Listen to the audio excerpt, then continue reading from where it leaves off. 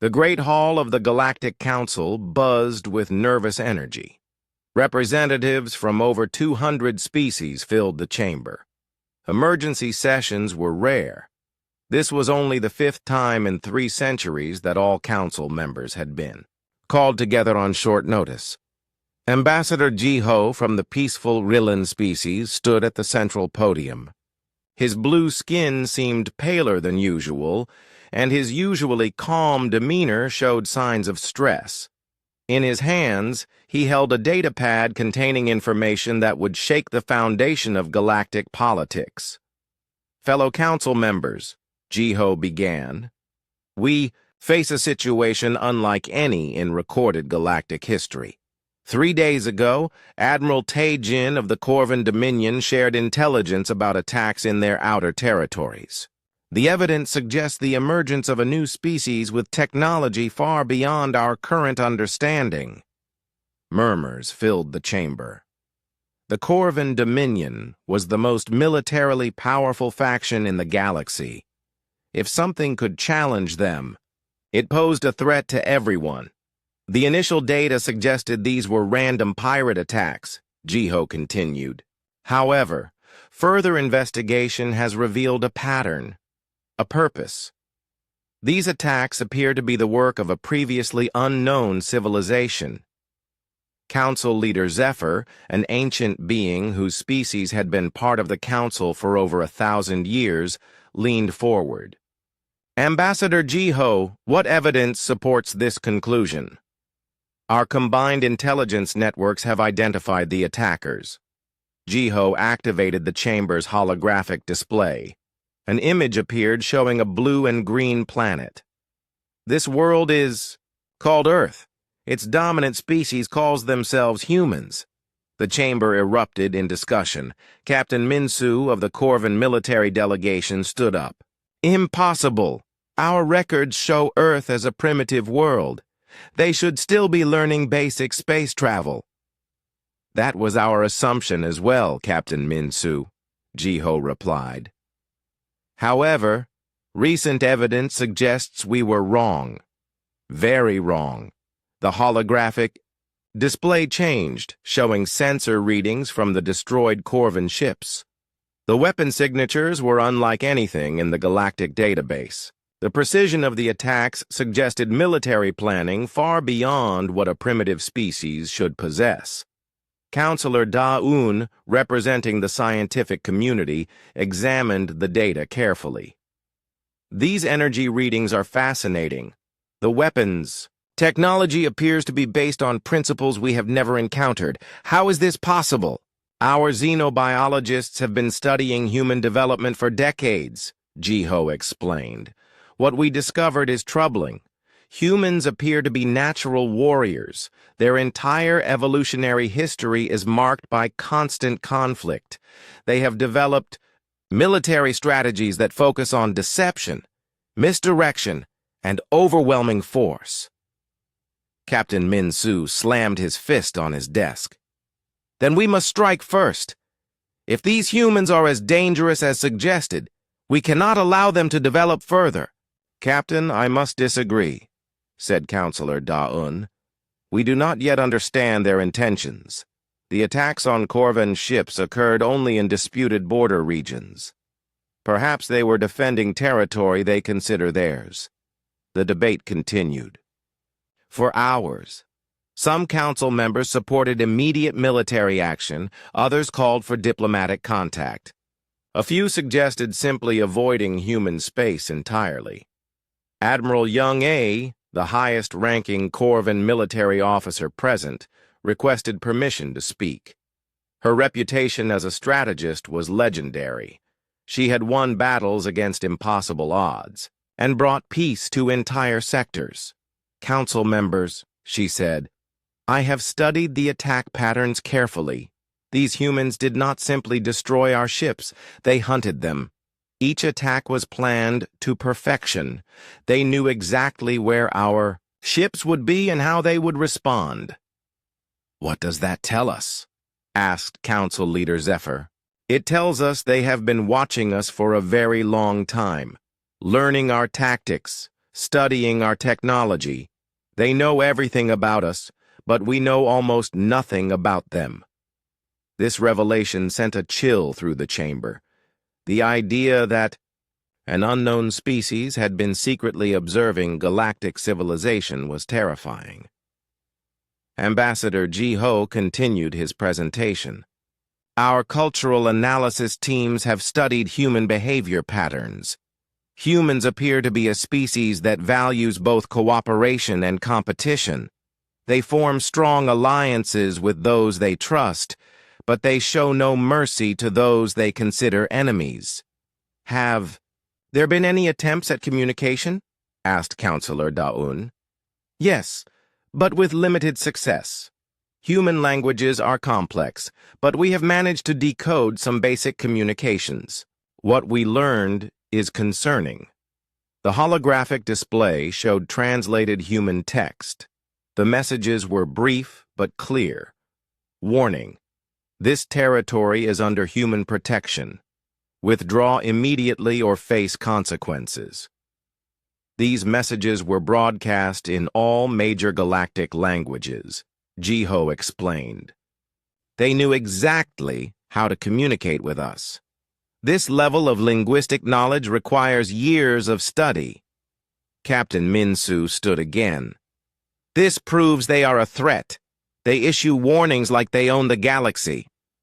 Or, suggested Counselor Da-Un, they are trying to prevent conflict through clear communication. Perhaps they simply want to be left alone. The debate was interrupted by an urgent message. A council aide hurried to the central podium and whispered something to Ji-Ho. The ambassador's expression grew grave. Council members, I have just received word that human ships have been detected in 7 different sectors simultaneously. These are not the same ships that attacked the Corvin patrols. These appear to be exploration vessels. The chamber fell silent. If humans had ships operating across multiple sectors, their capabilities were far greater than anyone had imagined. Admiral, Young A requested the floor again. If humans have multiple fleets operating independently, then we are not dealing with a single ship or small group. We are dealing with a spacefaring civilization with significant military resources. What do you recommend? Asked Council Leader. Zephyr, I recommend we assume the humans are at least as technologically advanced as we are, possibly more advanced. Any military action against them should be planned accordingly.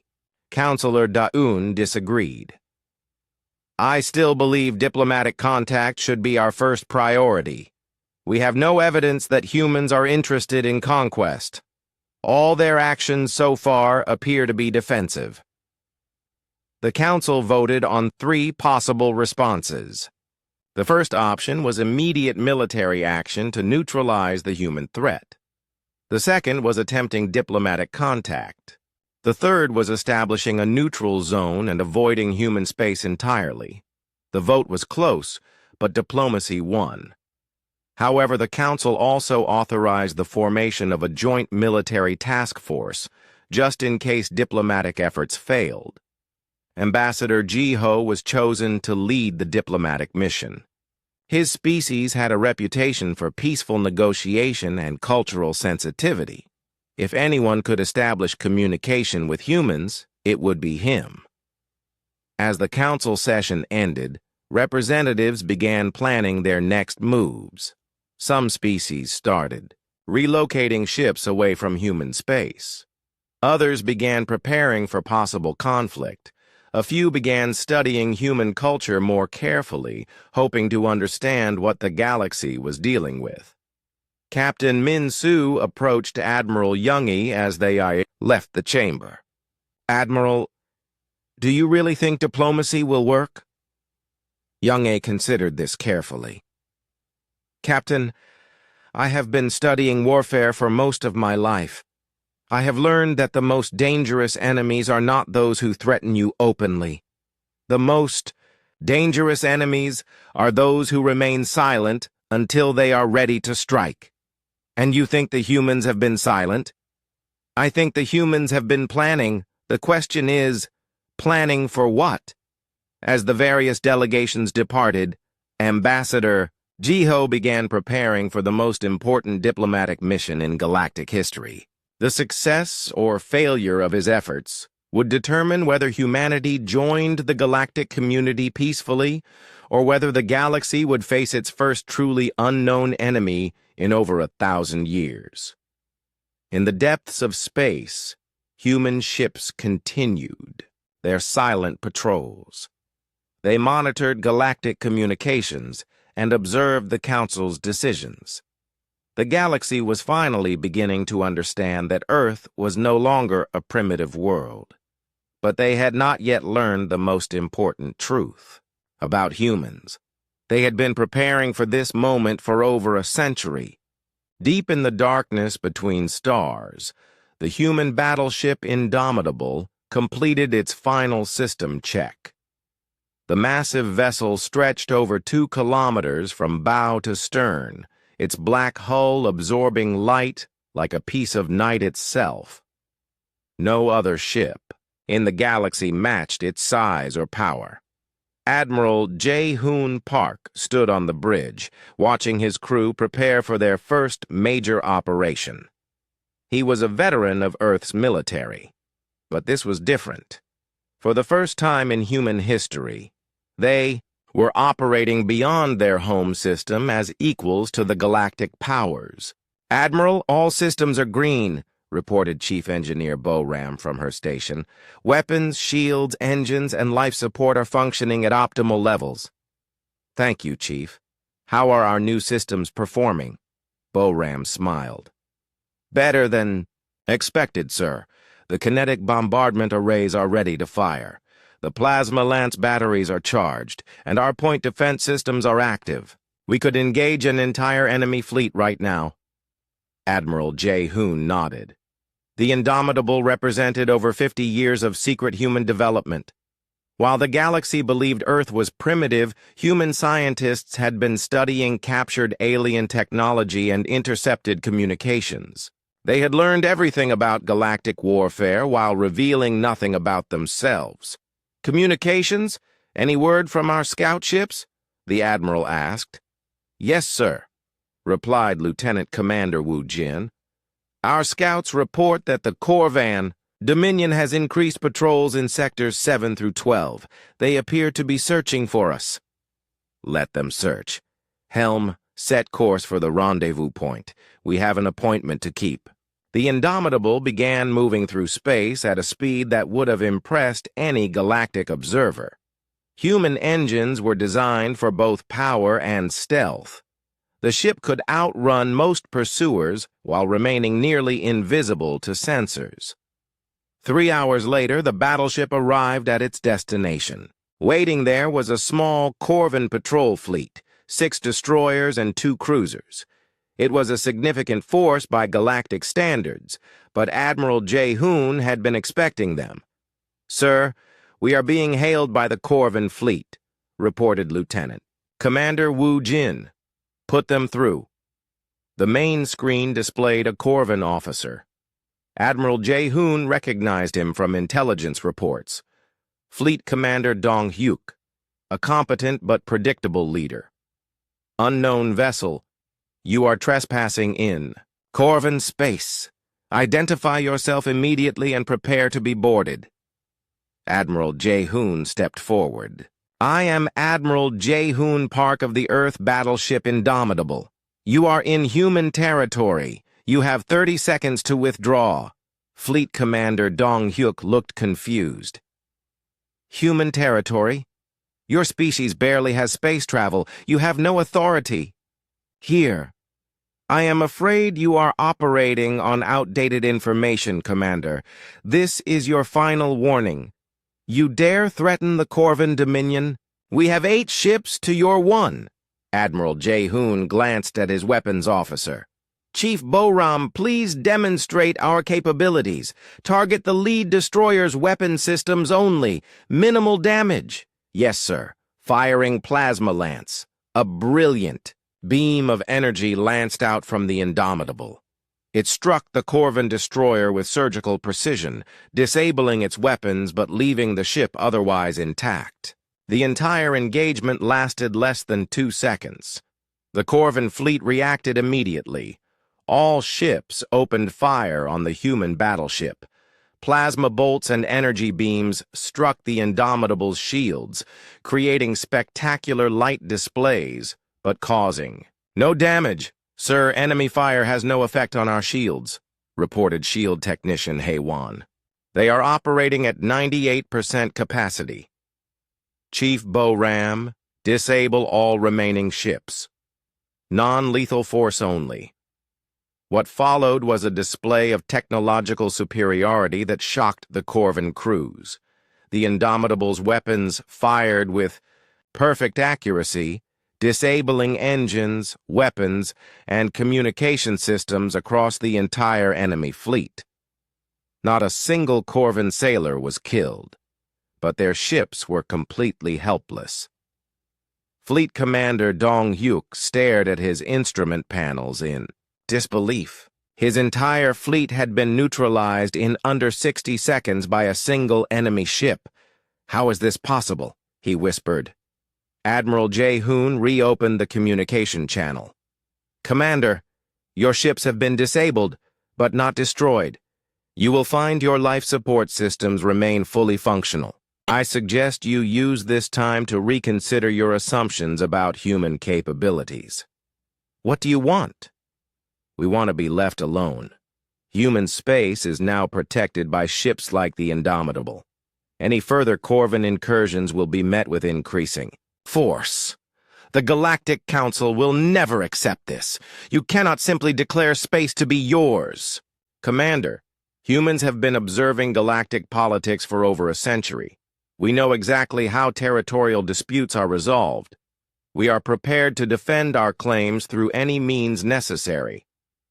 After ending the communication, Admiral Jae-hoon turned to his crew. "Excellent work, everyone. Chief Bo-Ram, how did our systems perform?" "Perfectly, Admiral. We used less than 5% of our total firepower. The Corvin weapons could not even strain our shields." "Good. This engagement will be reported to the Galactic Council within hours. They need to understand that humanity is no longer hiding." Meanwhile, in the Corvin command ship, Fleet Commander Dong Hyuk was trying to understand what had happened. His technical staff was analyzing the battle data, but the results made no sense. "Sir," reported his science officer, "the human weapons appear to be based on principles we do not recognize. Their shields operate on frequencies outside our knowledge, and their ship's power output is 10 times greater than anything in our database." "How long have they been watching us?" "Unknown, sir. But their tactical knowledge suggests decades of observation. They knew exactly how we would respond to their presence. Send a priority message to Admiral Young-A. Tell her we have encountered a human warship. Tell her everything we have learned." "What about our ships, sir?" "Begin emergency repairs. But I suspect we will not be pursuing these humans. Not today." Back on the Indomitable, Admiral Jae-hoon was receiving reports from across human space. Similar encounters were occurring in multiple sectors. Human ships were revealing themselves to various galactic powers, each demonstration carefully planned to show strength without unnecessary destruction. "Admiral," said Chief Bo-Ram, "we have just received confirmation from Admiral Subin. The Dauntless has encountered a Zalarian battle group. The Valiant has engaged Thorian raiders. All engagements were successful." "Casualties?" "None on our side, sir. Enemy casualties were minimal. We followed protocol perfectly." Admiral Jae-hoon was pleased. The human strategy was working exactly as planned. For decades, Earth's leaders had debated how to reveal themselves to the galaxy. They needed to demonstrate their capabilities while avoiding unnecessary conflicts. "Sir," reported Communications Officer Na Young, "we are receiving a transmission From Earth Command. Put it through. Admiral Kyung-ho's face appeared on the screen. He was the head of Earth's Space Defense Force and one of the architects of humanity's expansion into the galaxy. Jae-hoon, excellent work with the Corvin fleet. Intelligence indicates the Galactic Council is calling an emergency session. Your demonstration has gotten their attention. Thank you, sir. What are our next orders? Continue operations as planned. We need the galaxy to understand that humanity is now a major power. But remember, we are not conquerors. We are protectors. Understood. Admiral, as the transmission ended, Admiral Jae-hoon looked out at the stars. Somewhere out there, the Corvin fleet was limping home to report their encounter. Within days, every major power in the galaxy would know that humans possessed military technology, far beyond their current understanding. The galaxy was about to discover that Earth was no longer a primitive world to be ignored. Humanity had been preparing for this moment for generations. They had studied galactic warfare, reverse-engineered alien technology, and developed strategies based on their own unique understanding of conflict. Chief Engineer Bo-ram joined the Admiral at the bridge's main window. Sir, do you think they will accept us as equals? Admiral Jae-hoon considered this carefully. Chief, humanity spent thousands of years learning that strength and wisdom must go together. We are stronger than they are, but we must also be wiser. The galaxy will judge us not just by our power, but by how we choose to use it. The Indomitable continued its patrol through human space, its crew ready for whatever challenges lay ahead. Behind them, disabled Corvin ships began their long journey home, carrying news that would change the galaxy forever. Commander Dong-hyun checked his fighter's instrument panel one final time. Around him, 11 other human pilots prepared for their mission. They were flying the newest Earth interceptors, sleek ships designed for speed and stealth rather than heavy combat. Dragon Squadron, this is Dragon Leader, Dong-hyun spoke into his communicator. Today's target is a Corvin supply convoy. Intelligence reports 12 cargo ships with a 6-ship escort. Our mission is to disable the escort and capture the supplies. Dragon Leader, this is Dragon 2, replied his wingman, Lieutenant So-min. What about the cargo ships? Non-lethal force only. We are not pirates. We are sending a message. The human fighters moved through space like shadows. Their hulls were coated with materials that absorbed sensor waves, making them nearly invisible until they chose to reveal themselves. This technology had been developed from studying galactic stealth systems, but human engineers had improved it significantly.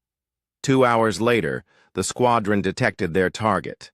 The Corvin convoy was moving through a shipping lane that had been considered completely safe.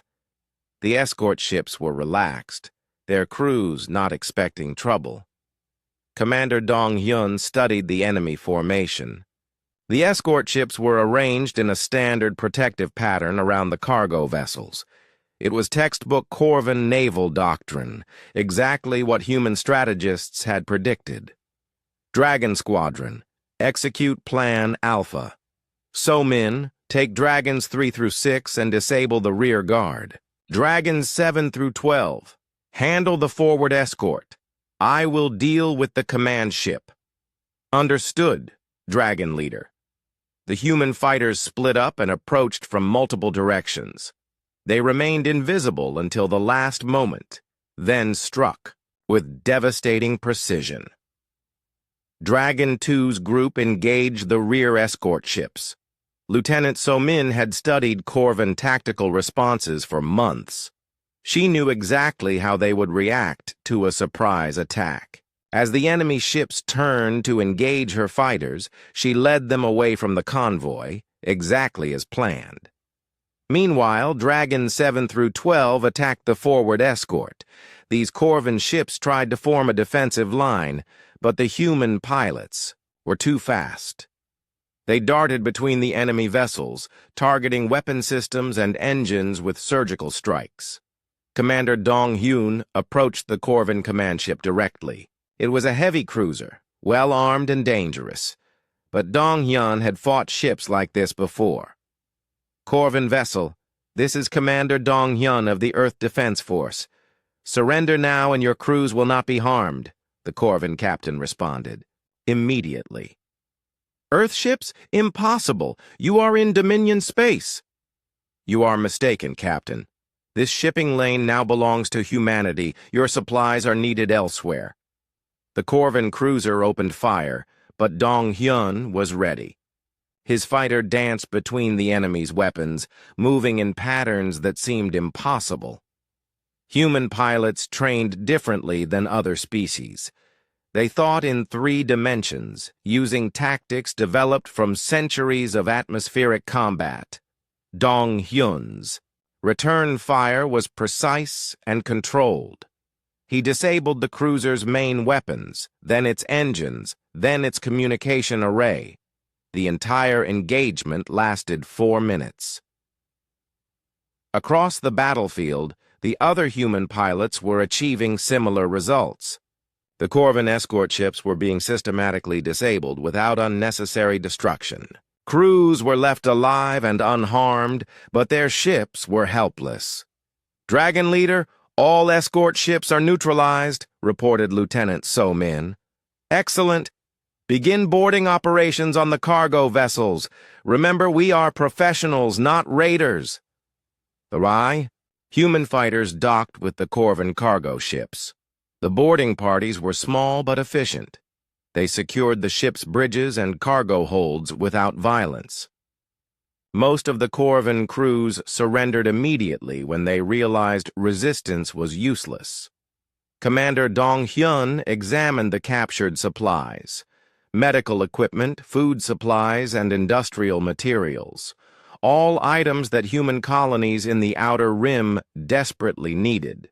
"Dragon Squadron, prepare to escort the cargo ships to Waystation 7.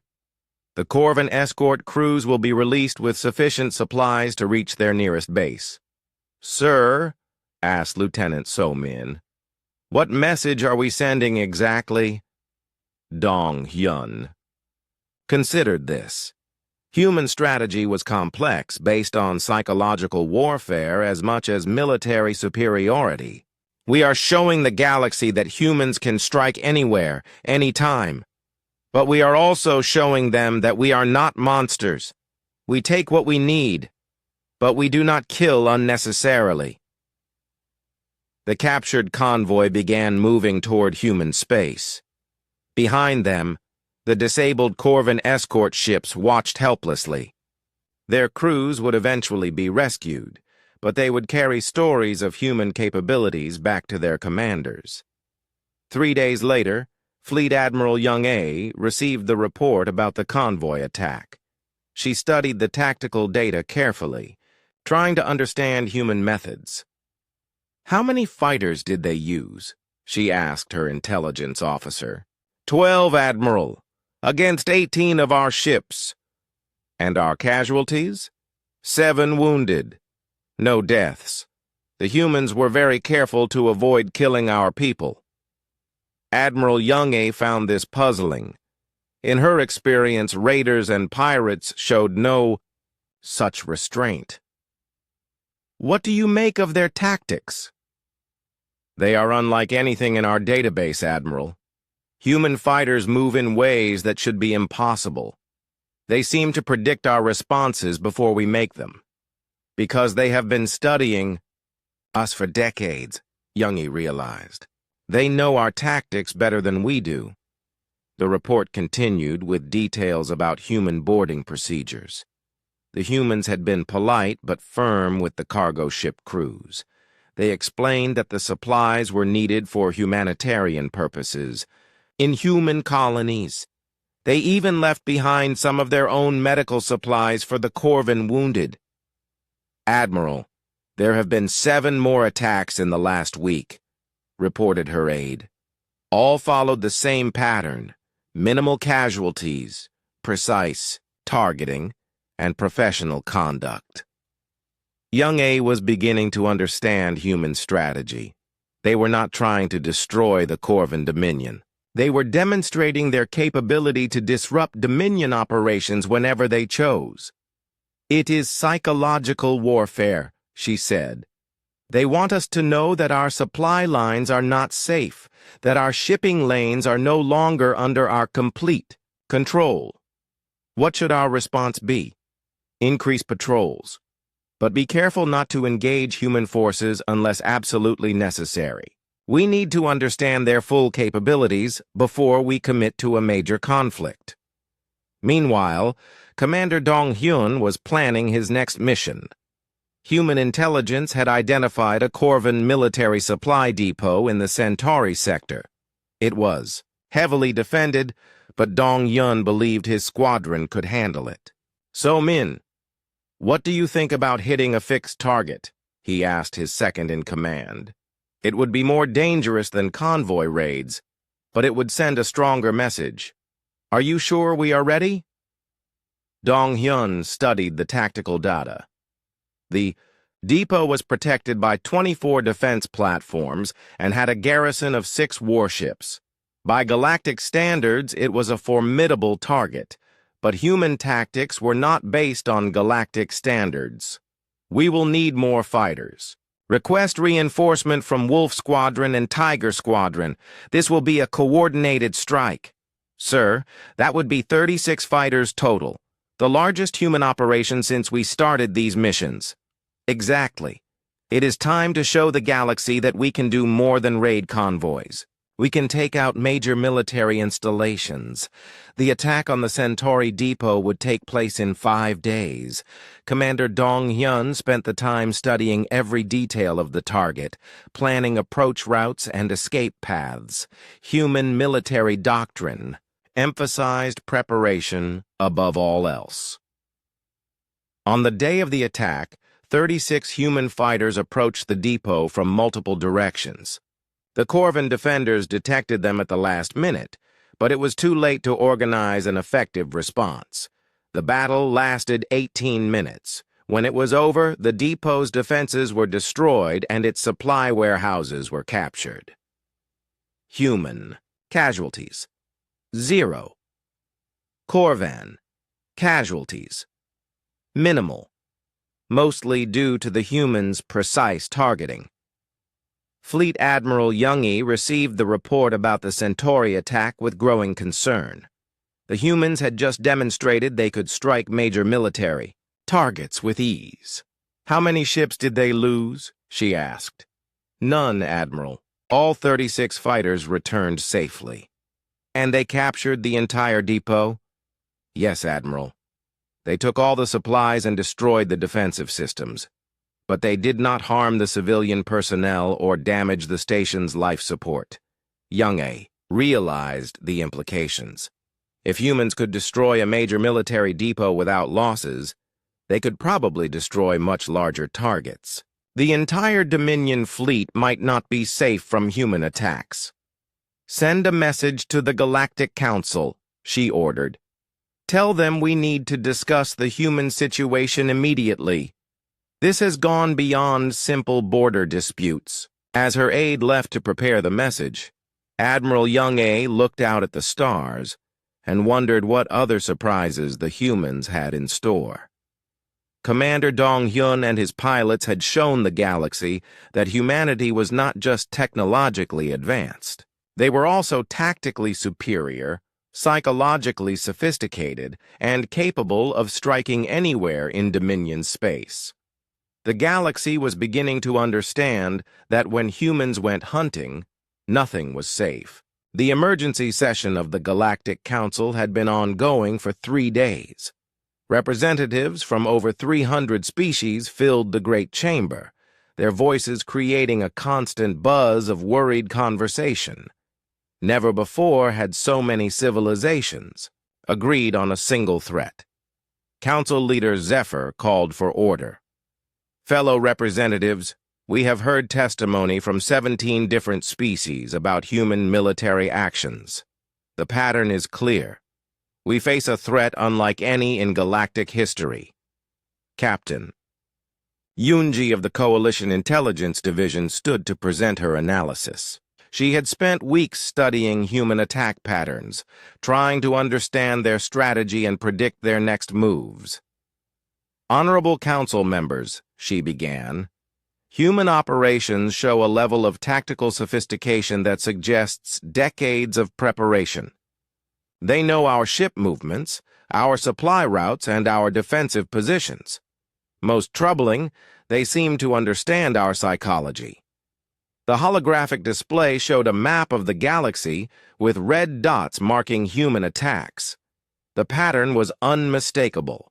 Humans were operating across vast distances simultaneously, striking targets that should have been beyond the reach of any single species. "How many ships do they have?" asked Representative Wei Jin from the Thorian Empire. "That is the most concerning question," replied Captain Yunji.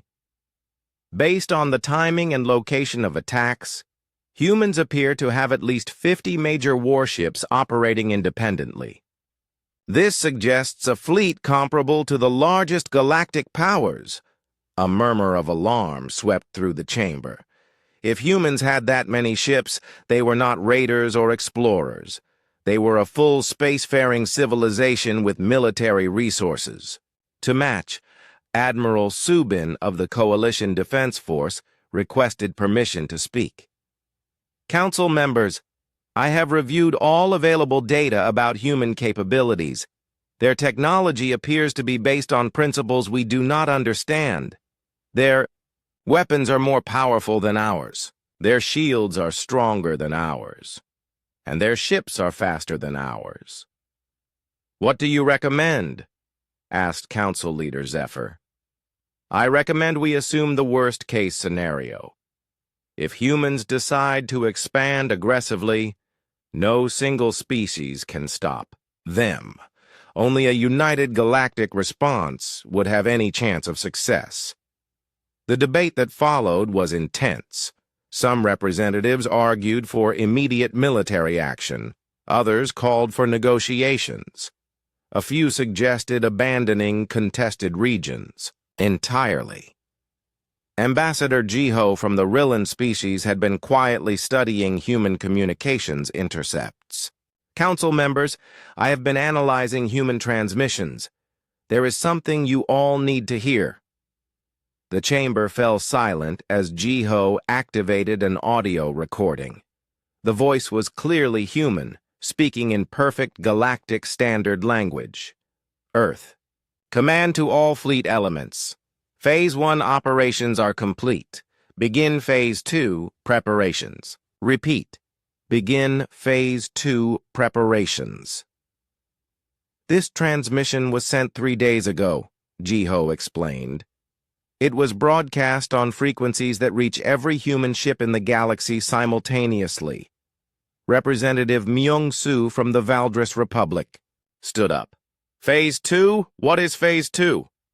"We do not know," admitted Captain Yunji. "But if Phase 1 was these limited attacks, Phase 2 could be much more serious." Lieutenant Commander Wu Jin, who specialized in communication interception, had been monitoring human signals for weeks. He requested permission to share his findings. "Council members, I have been tracking human communication patterns. What I have discovered is deeply troubling. Humans have been intercepting our communications for decades. They know about our military capabilities, our political divisions, and our strategic weaknesses." "How is that possible?" demanded Admiral Subin. "They have been listening to everything, every military briefing, every diplomatic negotiation, every intelligence report. They know more about us than we know about ourselves." This revelation shocked the chamber. If humans had been secretly monitoring galactic communications for decades, they had an intelligence advantage that made military resistance almost impossible. Council leader Zephyr called for a brief recess to allow representatives to consult with their governments. When the session resumed, the mood had changed. Fear was replacing anger. "Council members," announced Zephyr, "I have received authorization from the High Senate to propose the formation of the largest military alliance in galactic history. The Coalition of Free Species will unite all willing civilizations against the human threat." The vote was overwhelming. 237 species agreed to join the coalition. Only 12 species abstained, mostly those with territories far from human space. Admiral Subin was appointed Supreme Commander of Coalition forces. Her first briefing was sobering. Allied fleets total approximately 8,000 ships of various classes. This represents the largest military force ever assembled in galactic history. However, based on human demonstrated capabilities, this may not be sufficient. The coalition's strategy was straightforward: mass production of ships and weapons, combined with coordinated attacks on human positions. If humans were technologically superior, the coalition would overwhelm them with numbers. Captain Yunji established the Coalition Intelligence Center on Nexus Prime, the most heavily fortified station in the galaxy. Her mission was to gather information about human capabilities and plans. 3 weeks later, she made a discovery that changed everything. "Admiral Subin, you need to see this immediately," she said during an emergency briefing. The holographic display showed long-range sensor readings from the edge of the galaxy.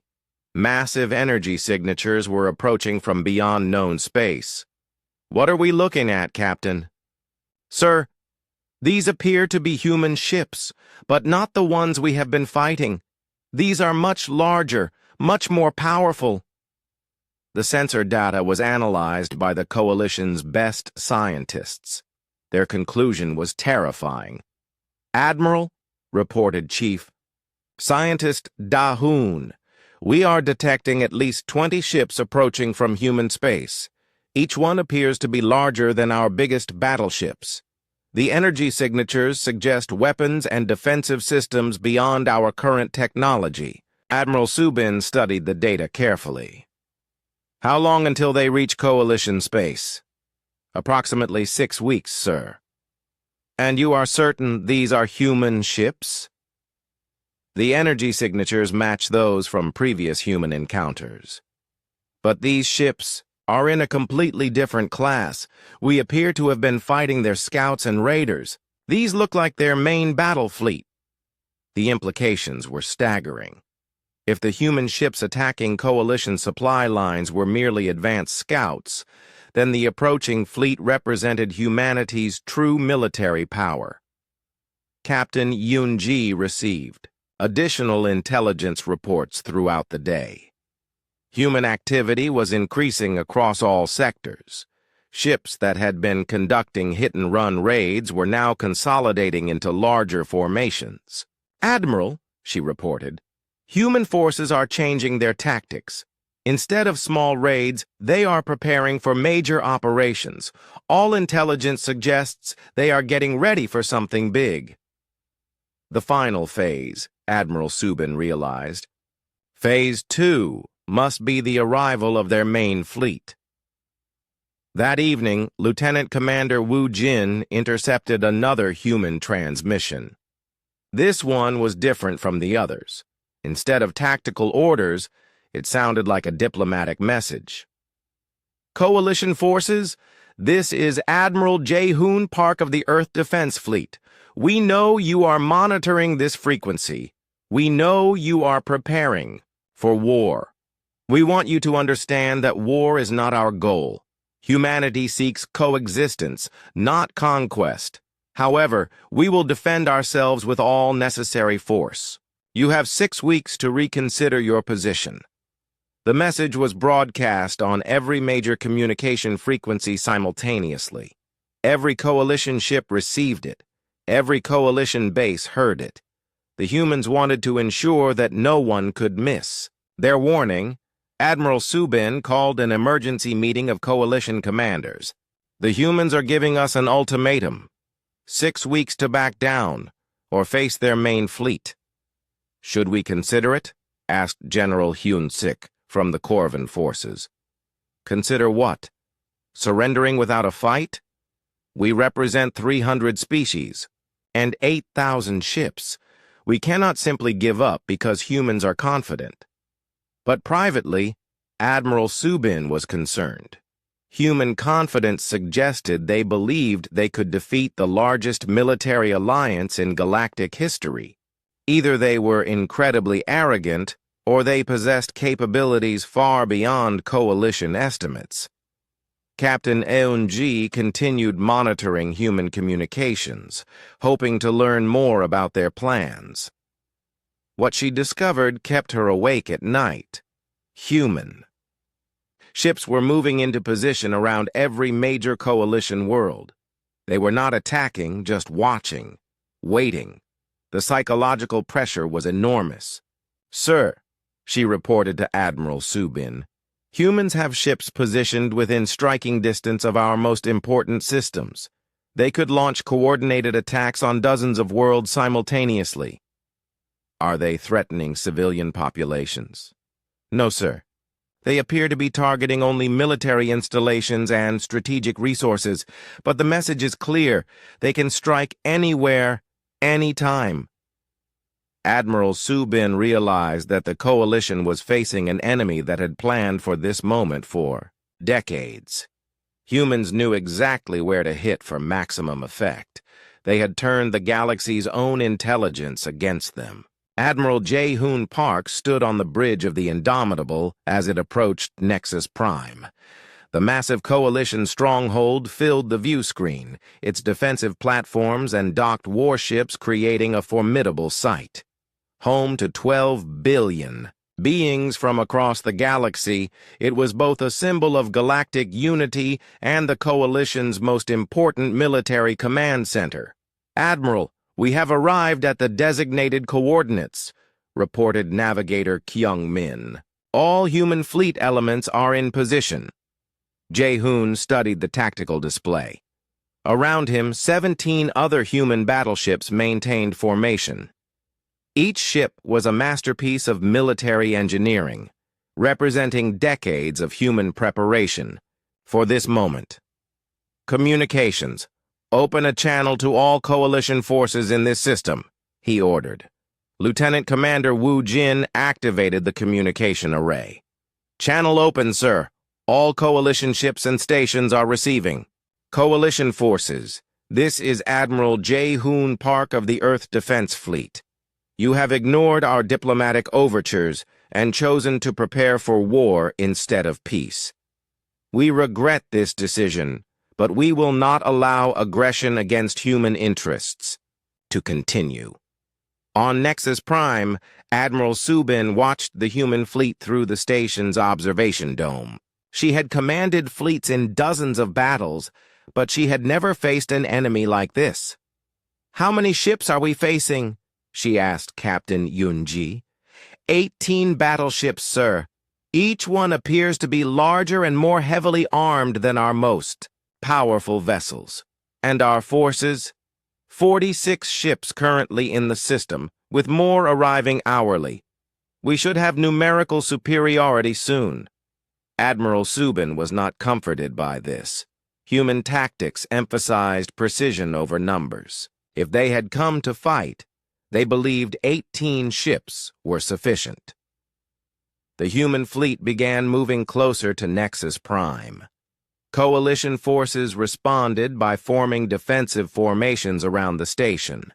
What followed was a demonstration of military superiority that would be remembered for generations. "All ships, this is Admiral Jae-hoon," came the transmission. "Commence Operation Scalpel. Surgical strikes only. Minimal casualties." The human battleships opened fire simultaneously. Their weapons were unlike anything the coalition had ever seen. Beams of pure energy lanced out with perfect accuracy, striking specific targets on coalition ships and defensive platforms. "Commander, Inho, leading the human Marines aboard the assault ship Thunderbolt, watched the bombardment through his tactical display. "Perfect shooting," he said to his troops. "Look how they disable enemy weapons without destroying the ships." The Coalition fleet tried to return fire, but their weapons could not penetrate human shields. Energy bolts and plasma beams struck the human ships with no visible effect. "Sir," reported Chief Weapons Officer Tae Hwan aboard Admiral Subin's flagship, "our weapons are ineffective. Human shields are absorbing everything we can throw at them." "What about concentrated fire?" "We have 6 ships focusing on a single human battleship. No effect." Admiral Subin realized she was watching her forces being systematically dismantled. Human weapons fire was so precise that they were disabling specific systems on Coalition ships. Weapons first, then engines, then communication arrays. The enemy crews were being left alive but helpless. All ships. This is Admiral Subin. Execute. Emergency Protocol 7. Scatter and regroup at Rally Point Delta, but the Coalition ships could not escape. Human vessels were faster and could predict their movements. Within 2 hours, the entire Coalition fleet in the Nexus system was disabled. Commander Inho's Marines began boarding operations on Nexus Prime itself. The station's defenses had been surgically removed by the human bombardment. Defense turrets were destroyed, shield generators were offline, and docking bay controls were disabled. "Attention, Nexus. Prime personnel," Commander Inho broadcast as his troops secured the docking bays. "This is Commander Inho of the Earth Defense Force. We are conducting a security operation. Remain calm and follow instructions from human personnel. No harm will come to civilians who cooperate." The Marines moved through the station with military precision. They had studied Nexus Prime's layout for months. Every corridor, every security checkpoint, every critical system was mapped in their tactical computers. Engineer So Young coordinated the technical aspects of the operation from her position aboard the Indomitable. "Marines, you have 15 minutes to secure the command center. Station security systems will be disabled in sequence to minimize resistance." The human forces encountered minimal opposition. Coalition military personnel tried to resist, but they were outnumbered and outgunned. Most surrendered when they realized the humans were not harming prisoners. Commander Inho reached the station's command center and found Admiral Subin waiting for him. She had remained at her post, unwilling to abandon her responsibilities.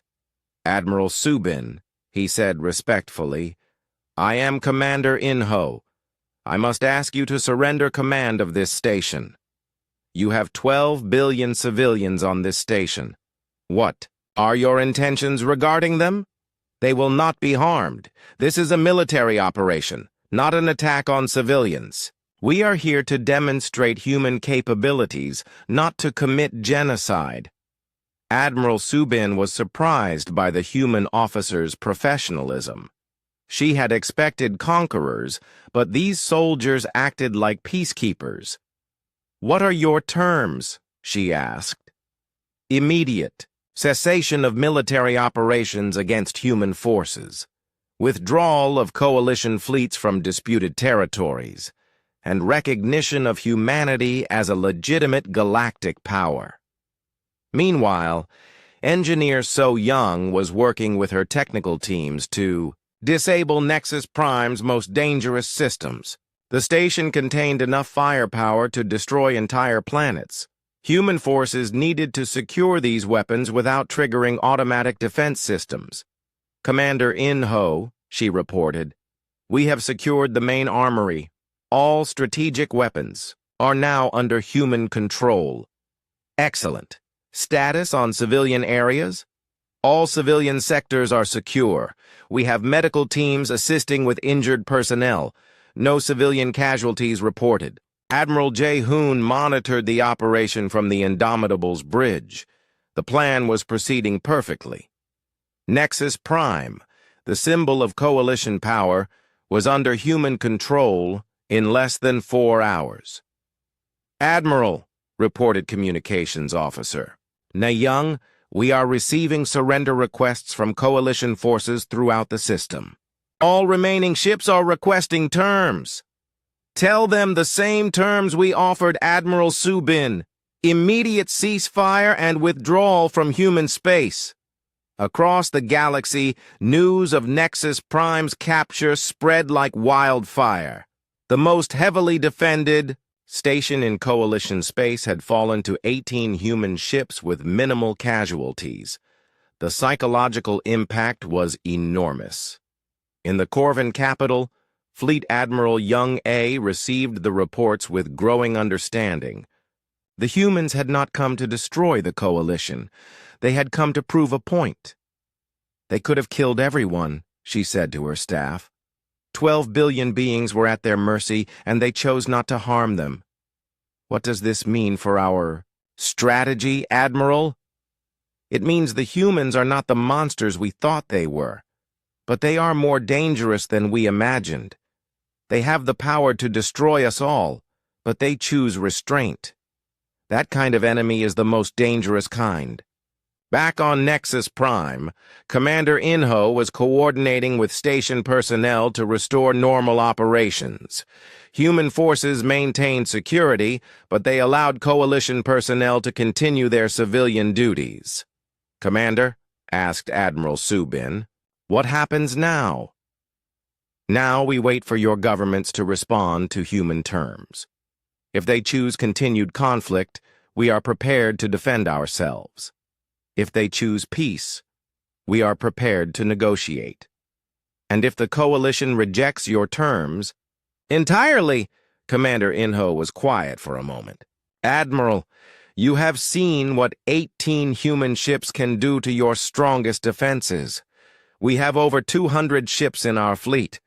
The choice between war and peace belongs to your leaders, but they should choose wisely."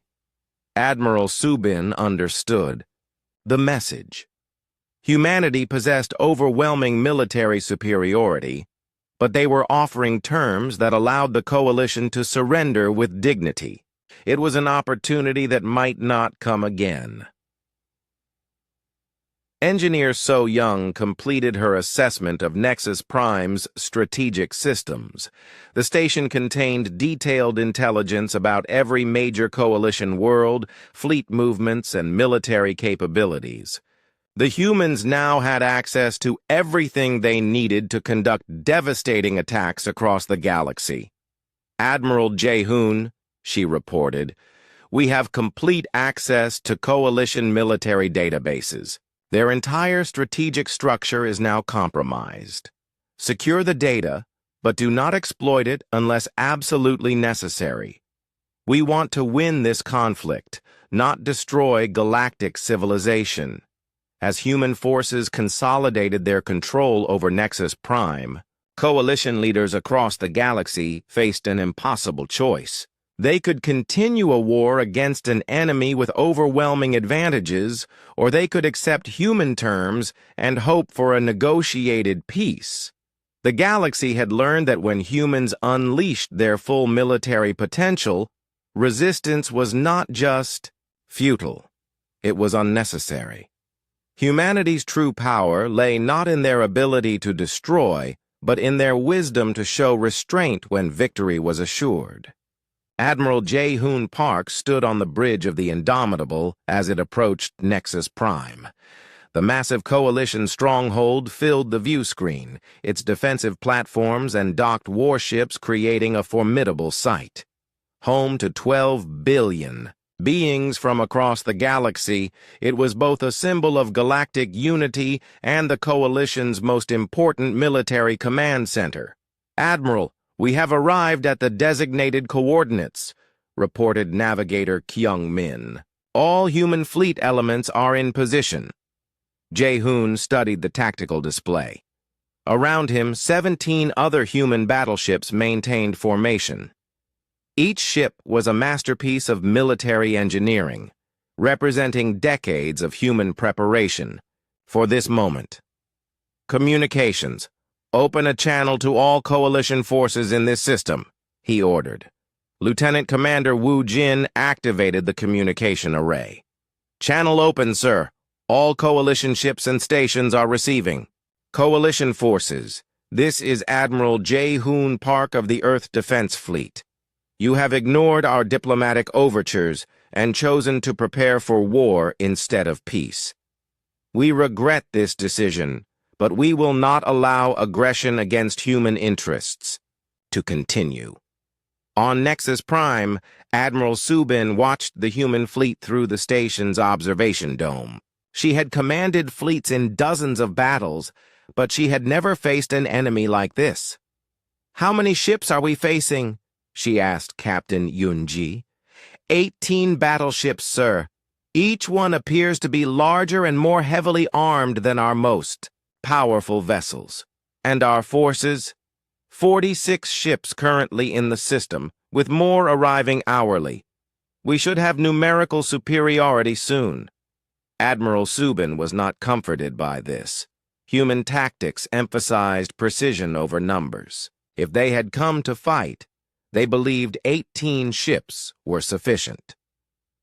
The human fleet began moving closer to Nexus Prime.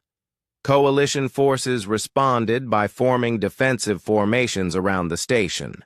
What followed was a demonstration of military superiority that would be remembered for generations. "All ships, this is Admiral Jae-hoon," came the transmission. "Commence Operation Scalpel. Surgical strikes only. Minimal casualties." The human battleships opened fire simultaneously. Their weapons were unlike anything the Coalition had ever seen. Beams of pure energy lanced out with perfect accuracy, striking specific targets on Coalition ships and defensive platforms. Commander Inho, leading the human Marines aboard the assault ship Thunderbolt, watched the bombardment through his tactical display. "Perfect shooting," he said to his troops. "Look how they disable enemy weapons without destroying the ships." The Coalition fleet tried to return fire, but their weapons could not penetrate human shields. Energy bolts and plasma beams struck the human ships with no visible effect. "Sir," reported Chief Weapons Officer Tae Hwan aboard Admiral Subin's flagship, "our weapons are ineffective. Human shields are absorbing everything we can throw at them." "What about concentrated fire?" "We have 6 ships focusing on a single human battleship. No effect." Admiral Subin realized she was watching her forces being systematically dismantled. Human weapons fire was so precise that they were disabling specific systems on Coalition ships. Weapons first, then engines, then communication arrays. The enemy crews were being left alive but helpless.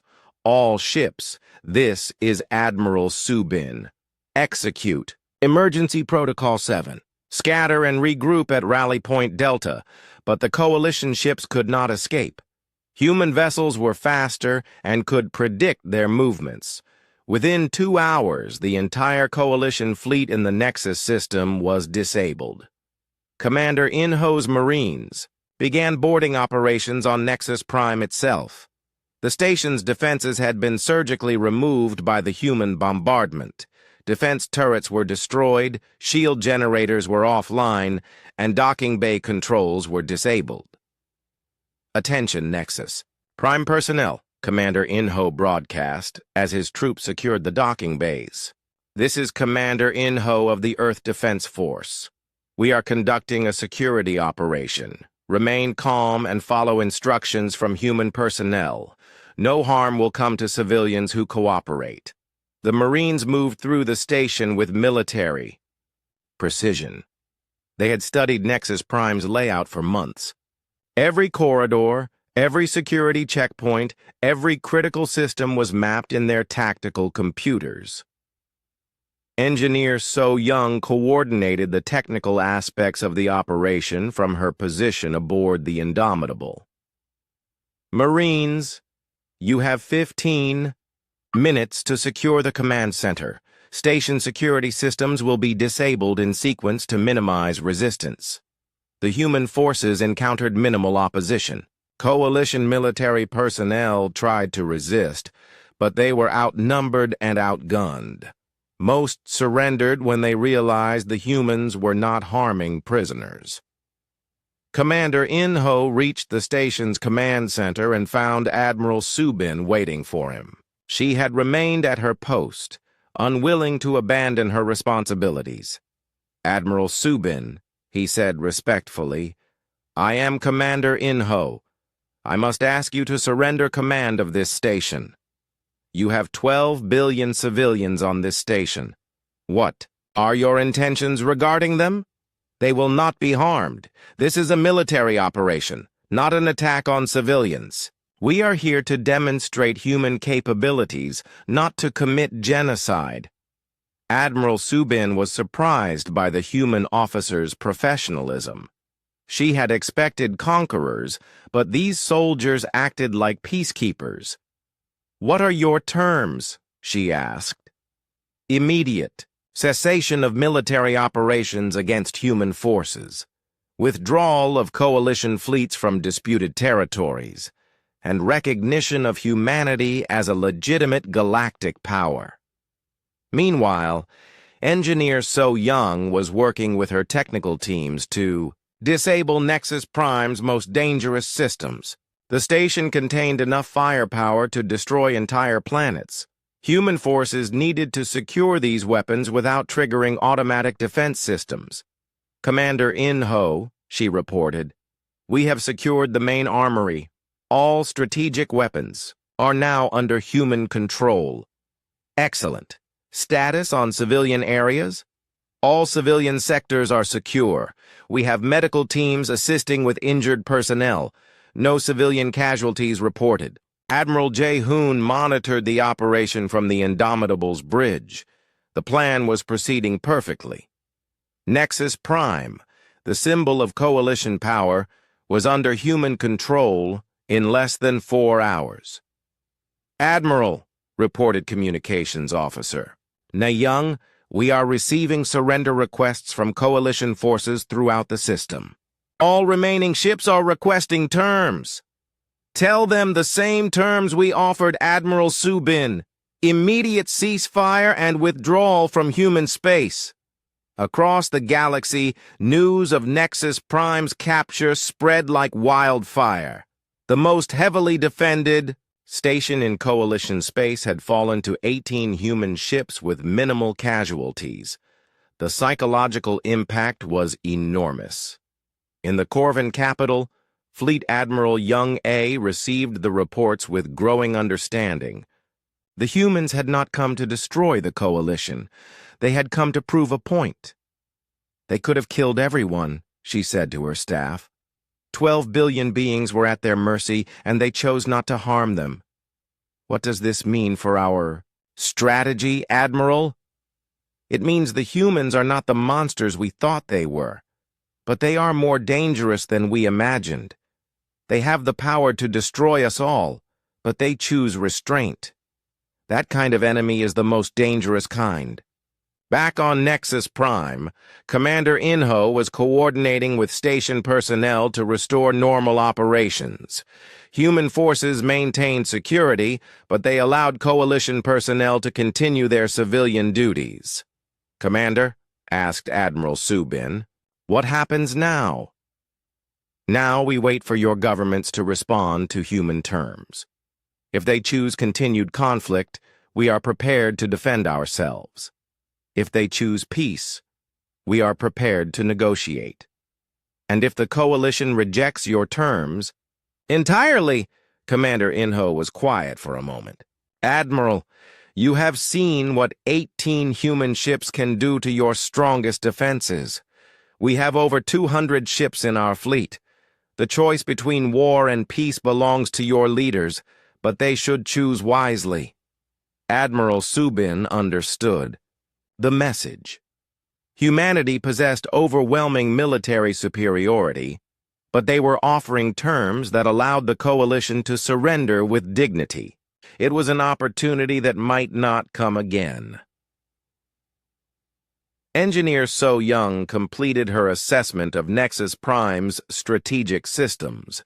The station contained detailed intelligence about every major coalition world, fleet movements, and military capabilities. The humans now had access to everything they needed to conduct devastating attacks across the galaxy. "Admiral Jaehoon," she reported, "we have complete access to coalition military databases. Their entire strategic structure is now compromised. Secure the data, but do not exploit it unless absolutely necessary. We want to win this conflict, not destroy galactic civilization." As human forces consolidated their control over Nexus Prime, coalition leaders across the galaxy faced an impossible choice. They could continue a war against an enemy with overwhelming advantages, or they could accept human terms and hope for a negotiated peace. The galaxy had learned that when humans unleashed their full military potential, resistance was not just futile, it was unnecessary. Humanity's true power lay not in their ability to destroy, but in their wisdom to show restraint when victory was assured. The news from Nexus Prime spread across the galaxy faster than the speed of light itself. On thousands of worlds, billions of beings watched their communication screens in stunned silence as the reports came in. The coalition's most powerful stronghold had fallen in less than 4 hours, and humanity had done it without a single civilian casualty. In the Emergency Command Center on Corvinus Prime, Admiral Subin of the remaining coalition forces stared at the tactical displays with growing despair. 3 weeks had passed since Nexus Prime, and the situation continued to deteriorate. "Admiral, we have lost contact with 17 more supply convoys," reported her aide, Lieutenant Jun Ho. "Human forces are intercepting everything we send to the front lines." "What about our reinforcements from the outer sectors?" "Delayed indefinitely." "Human ships are blockading major shipping lanes. Nothing moves without their permission." Admiral Subin had commanded fleets for 30 years, but she had never faced an enemy like this. The humans fought like they were playing a game where they already knew the outcome. Every coalition move was anticipated. Every strategy was countered before it could be implemented. "Sir," said Intelligence Officer Hyo Jin, "we have intercepted another human communication. They are requesting a diplomatic meeting with coalition leadership." "The same terms as before?" "Yes, Admiral. Complete withdrawal from disputed territories, recognition of human sovereignty, and establishment of a neutral zone between human and coalition space." Admiral Subin considered this. The terms were not unreasonable, but accepting them would mean acknowledging humanity as the dominant power in the galaxy. Many coalition species would rather fight to extinction than submit to human authority. Meanwhile, on distant Earth, President Kyung-ho met with his advisors in the underground command center beneath Geneva. The room was filled with military leaders, diplomats, and scientists who had spent decades preparing for this moment. "Mr. President," said Defense Minister Hai Wan, "the coalition is showing no signs of accepting our terms. Some of their member species are calling for continued resistance despite the odds." "What about civilian populations?" asked President Kyung-ho. "Are they supporting continued warfare?" Ambassador Nae Young, who had been monitoring galactic communications, answered this question. "Sir, civilian populations are divided. Many want peace, but their military leaders believe humanity poses an existential threat to galactic civilization." "And do we?" asked the president quietly. The room fell silent. This was the question that had haunted human leadership since their expansion into the galaxy began. Did humanity represent hope for galactic peace, or were they simply another conquering species with superior technology? "Sir," said Admiral Kyung-ho, head of the Space Defense Force. Our actions at Nexus Prime demonstrated our capabilities and our restraint. We could have destroyed the station and everyone on it. Instead, we took control with minimal casualties and returned normal operations within days. But the galaxy sees us as conquerors, President Kyung-ho replied. How do we change that perception? By giving them time to understand who we really are, suggested Ambassador Ne-young. Fear makes rational thought impossible. Once the immediate threat is over, they will be able to see our actions more clearly. The meeting was interrupted by an urgent message from Admiral Jae-hoon aboard the Indomitable. His face appeared on the main screen, looking tired but determined. Mr. President, we have a situation developing in the Centauri sector. A coalition fleet of over 200 ships is massing near the border. Intelligence suggests they are planning a major offensive. Against our colonies? Unknown, sir. But their positioning suggests either an attack on our outer settlements or a desperate attempt to break through our lines and strike at Earth itself. President Kyung-ho felt the weight of billions of lives on his shoulders. If the coalition launched a massive attack, humanity would be forced to respond with overwhelming force. The careful restraint they had shown so far might not be possible. Admiral, what are your recommendations? Sir, we could end this quickly. A demonstration of our full military capabilities might convince coalition leaders that resistance is hopeless. But it would require actions that go beyond what we have done so far. Explain. We could disable every coalition ship in the galaxy simultaneously. Our intelligence is complete, our technology is superior, and our positioning is perfect. In one coordinated strike, we could end their ability to wage war permanently. The room was silent as everyone considered the implications. Such an action would save lives in the long run by preventing a prolonged conflict, but it would also establish humanity as the undisputed masters of the galaxy. Back in coalition space, Admiral Subin was dealing with political pressure from member governments. Each species had its own opinion about how to handle the human threat, and reaching consensus was becoming impossible. Admiral, said Counselor Jong-min from the Rillan delegation, my government believes continued resistance is suicide. The humans have demonstrated they can strike anywhere, anytime. We should accept their terms. And what about the Corvin position? Subin asked. General Sung-woo spoke for the Corvin military.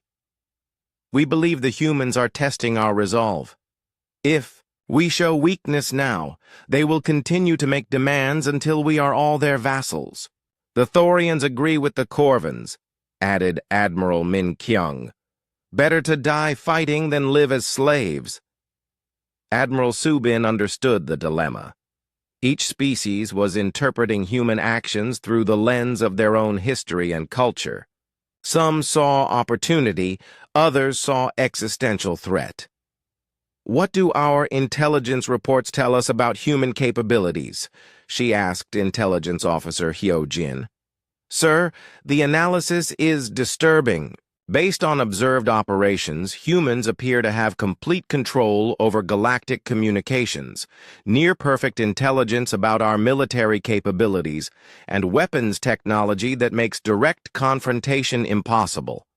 And their intentions? Unknown. But their actions suggest they want to be left alone rather than conquer the galaxy. They have had multiple opportunities to destroy civilian populations, but have consistently chosen restraint. This was the most puzzling aspect of human behavior. Their military actions were precise and devastating, but they showed remarkable concern for civilian casualties. It was not the pattern of a typical conquering species. The debate was interrupted by an urgent alarm. Long-range sensors had detected human ship movements across multiple sectors.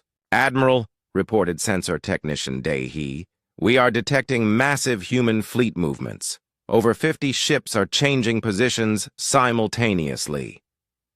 Are they attacking? Unknown, sir. They appear to be taking up new positions around major coalition worlds, but they are not approaching close enough to be considered immediate threats. Admiral Subin realized what was happening. The humans were demonstrating their ability to position forces anywhere in coalition space without being detected or stopped. It was another psychological pressure tactic. On Earth, President Kyung-ho was receiving similar reports about coalition fleet movements. The two sides were maneuvering like chess masters, each trying to gain advantage without triggering a catastrophic conflict. "Sir," said Defense Minister Hae-won, "our ships report that coalition forces are taking defensive positions around their home worlds. They appear to be preparing for simultaneous attacks on multiple targets. Are they planning to strike at us?" "Unlikely, sir. Their positioning suggests they are preparing to defend against attacks they believe are coming." President Kyung-ho realized the galaxy was balanced on the edge of a knife. Both sides were preparing for war, but neither side really wanted it. Fear and misunderstanding were driving events toward a confrontation that would benefit no one. Contact. "Admiral Jae-hoon," he ordered. "I want to send a message directly to coalition leadership, not through military channels, but through civilian communication networks. Every world, every species, every family should hear this." An hour later, President Kyung-ho's message was broadcast across the galaxy on every available frequency. His words were translated into hundreds of languages and transmitted to billions of beings. "People of the galaxy," he began, "I am Kyung-ho, President of the United Earth Government. I speak to you not as a conqueror, but as a representative of a species that has learned the cost of endless warfare." The message continued for 15 minutes, explaining humanity's history of conflict and their desire to prevent similar tragedies from consuming the galaxy. President Kyung-ho spoke about human values, human fears, and human hopes for a peaceful future. "We do not seek to rule you," he concluded. "We seek to coexist with you, but we will not allow aggression against our people to continue. The choice between war and peace belongs to all of us. Choose wisely." Admiral Subin watched the broadcast from her command center, along with billions of other beings across coalition space. The human leader's words were reasonable, even humble, but they came from a species that had just demonstrated the ability to defeat the largest military alliance in galactic history. "What do you think?" she asked her staff. "Sir," replied intelligence, "Officer Hyojin, if the humans wanted to conquer us, they could have done it already. Their restraint suggests they are telling the truth about their intentions."